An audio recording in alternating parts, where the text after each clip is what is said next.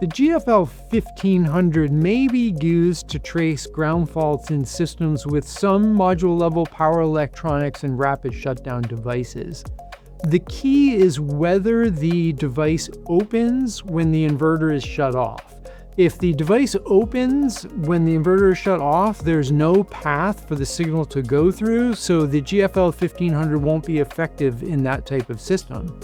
If the system has the ability to keep the relays in the module-level power electronics or rapid shutdown devices closed when the inverter is off, then the GFL-1500 should be able to send the signal through that circuit to identify the location of the ground fault.